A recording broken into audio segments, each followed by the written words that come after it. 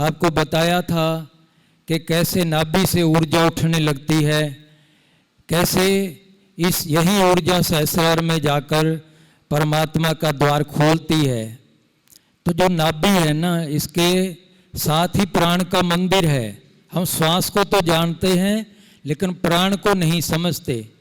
इस योग से जो आपको करवाया जाता है, अगर श्वास के साथ ओम का या सोहम का जप हो, उसके जप के द्वारा, ये जप ऐसे बनाए गए हैं जैसे ताले में चाबी लगती है और ताला खुल जाता है। तो आपने सुना होगा जैसे सो हंग कहेंगे, ये जो हंग शब्द है नाभि को खोलता है, वहाँ टक्कर मारता है जाकर। पहले तो हमें महसूस करना पड़ता है, फिर जब ये जप्पा हो जाता है तो उसका पता नहीं चलता, लेकिन नाभि के द्वार को खोलने के लिए वहाँ एक स्पंदन पैदा करता है।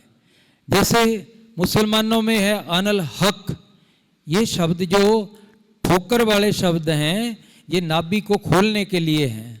नाभि सारे ब्रह्मांडों की चेतना है। यहाँ पर अगर हमें पता चल जाए जो प्राण है नाभि में, इसी के अंदर प्रारब्ध होती है, इसी से हर श्वास जब अंदर से निकलता है मंदिर से बाहर, तो हृदय में आकर मन का रूप धारण करके बाहर बिखरता है। योगी क्या करते हैं, जो 10वें द्वार से अमृत की बूंद आती है नाभि में, इसी कुंडली शक्ति के मुख में आती है। कुंडली शक्ति अमृत तो पीती है लेकिन प्रारब्ध को उगलती है, जो हृदय में आकर मन का रूप धारण करके बाहर बिखरती है। उससे हमारे अंदर क्या होता है, फुरने पैदा होते हैं। जैसे हम कहते हैं हमारे अंदर ख्याल उठते हैं, ये फुरने पैदा होते हैं।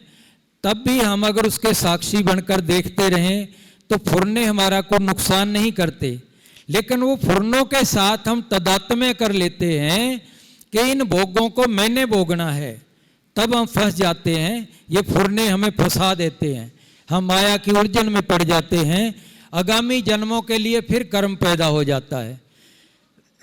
तो साध्वी शील दीदी ने, डॉक्टर साहब ने आपको इन्हीं चीज़ों के बारे में समझाया।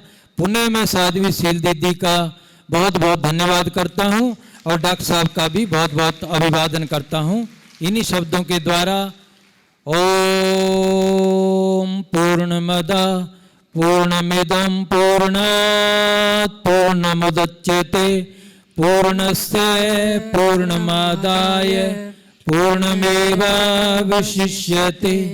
ओम सर्वे भवन्तु सुखिनः, सर्वे सन्तु निरामया, सर्वे भद्राणि पश्यन्तु, मा कश्चित् दुःखभाग् भवेत्। ओम शांति शांति शांति।